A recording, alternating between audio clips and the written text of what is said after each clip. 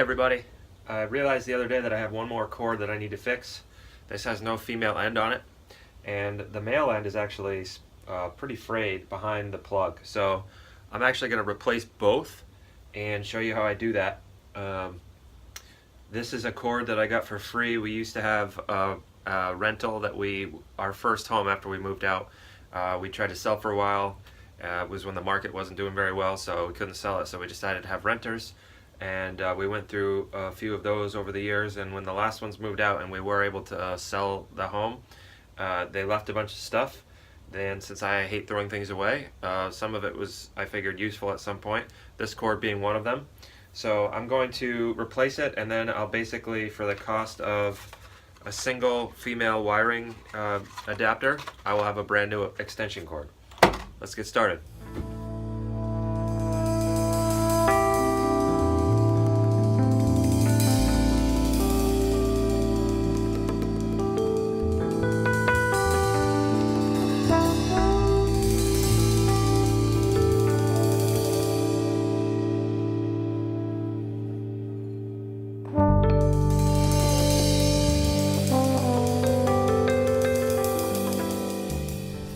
These adapters are inexpensive, at least compared to the cost of a new electrical cord.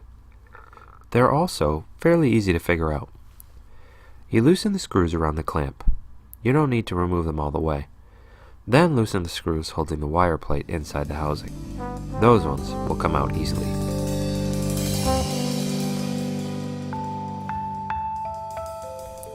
Once that's done, you can pull it apart and access the connections which, when wired up, make the plug work.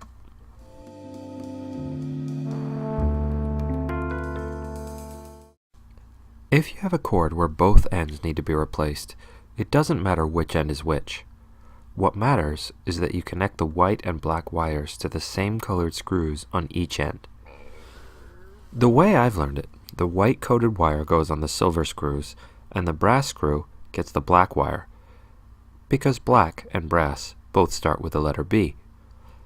But, as I understand it, and this could be wrong, I've never tried, the cord will still work if you reverse those, as long as both ends of the same wire are attached to the same color screw. The ground always goes on the green wire. Once you get the old wire disconnected and trimmed up, you need to measure how far back to strip the insulation. You don't want to go too far.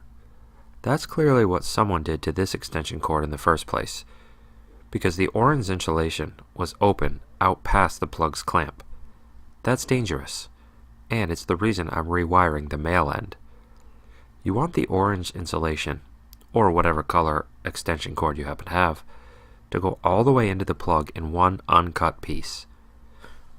Once you've measured, you cut away the outside insulation, being careful not to cut too deeply so that you slice through the internal insulation, i.e. the white and black coatings on the wires.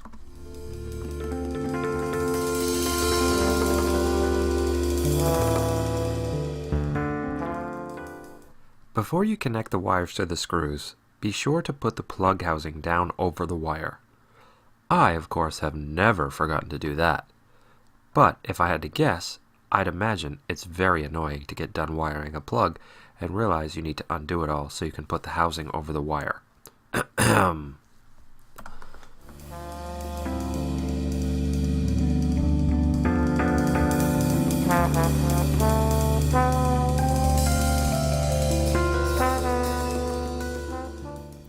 These replacement plugs have a nice feature that allows you to know exactly how to put them together, so the screw holes line up. Line up the plastic flange with the slot, and you're all set.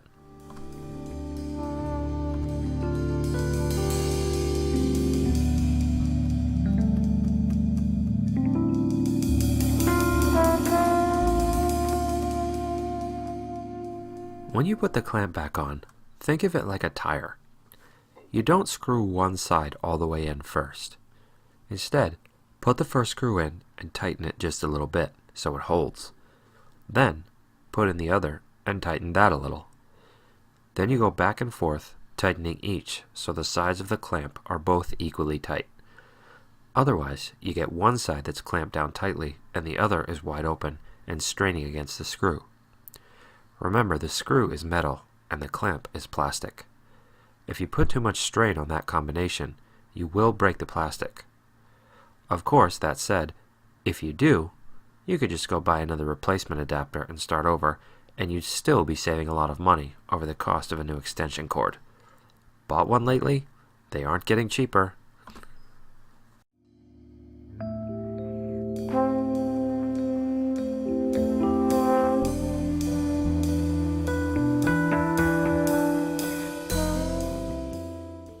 There you go. Perfectly fine. No reason to throw away all this copper and plastic. All I had to do, this one was still fine. I just had to fix whoever had messed up the last one so that it was unsafe. And now we're good to go. I've got an extension cord I can use. Pretty awesome. After that little project, I headed over to the farm. This time of year, we, especially Emily and the kids, spend a lot of time at the farm, particularly on the weekends, helping sell trees. Good skating today, huh? It's truly a family business.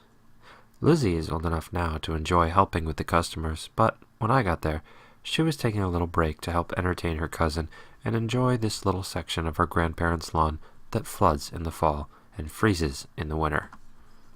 Nice. Very good. Alright guys, it is good and cold today. It's, let's see, it was about 2 degrees when I woke up this morning and took Marty to basketball practice. I've been putting off this project maybe 2 years ago now.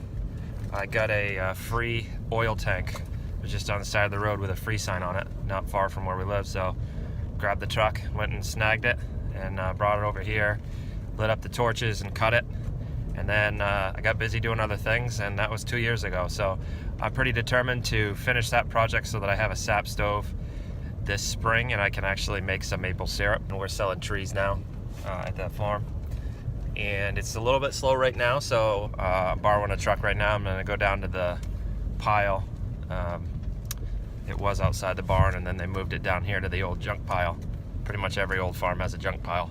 So I'm going to throw it on the back of the truck and take it home and put it out by the workshop, see if I can't get something put together this winter.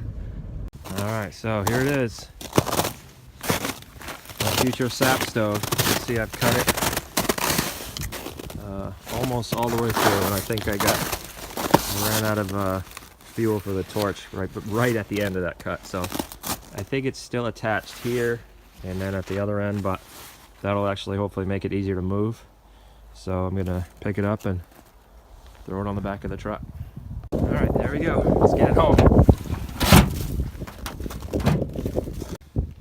All right, so got it off, got it home, got it off the truck, and I'm gonna leave it there for now. Put a piece of pine that's fallen off this big old tree underneath it so it doesn't get frozen down, because I don't have time to deal with it right now. But after the holiday, after the new year, I'm gonna hopefully finish this up, get my sap pan made, and I'm not sure whether I'm gonna put it on this side of the workshop and put a shed roof off that, or put a shed roof off the back going towards the woods. So I'll talk to Emily about that and decide the best way to go. We had a little bit of metal roofing left over from all the projects around here, and should be able to put together a roof without any additional costs. Shed roof off one end of this anyway, and then should have my sap stove, and that'll be pretty exciting. So I've been wanting to have one for a while. Anyway, back to it.